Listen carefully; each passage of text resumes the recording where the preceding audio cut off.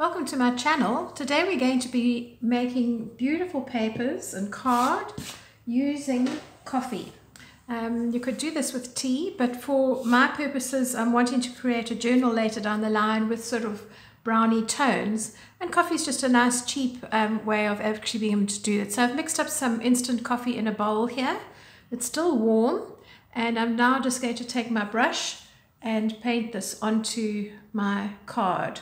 I want my card to be fairly wet because then I'm assured that I'm actually going to get a really nice design. If the card is too dry and your paint doesn't have a lot of moisture, then obviously the things that we're going to be putting onto the coffee are not going to work at all, because we are going to be working with absorbent things, and in this particular case, rice.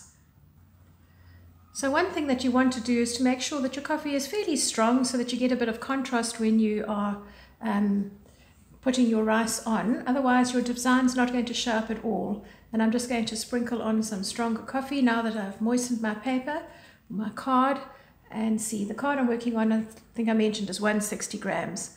So if your paper is not wet and it's not shiny, your technique probably is not going to work, so be careful of that. So this is just normal household rice that hasn't been cooked, and because it's very absorbent, I'm going to start to sprinkle it onto my wet coffee.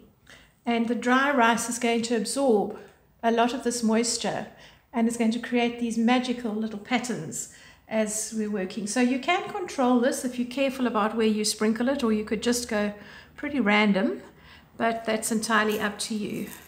I can see almost a little pattern here, so I'm going to follow along these lines just to make this a little bit more exaggerated, and we'll see what happens. Once the paper or your card, depending on what you're working on, has absolutely dried bone dry, then this will just shake off, and it won't do any harm if you want to throw it out into your garden to feed your birds and things. So that is always an option not to be wasted. So I'm going to leave this now to dry, and once it's completely dry, then I'll come back to you and show you what it looks like. I think I'm just going to add a little bit more dark, before I go. Just a little bit more dark in a couple of areas just to create a little bit more interest. There we go. Happy with that, and we'll come back to this and see what it looks like dry. Bye for now.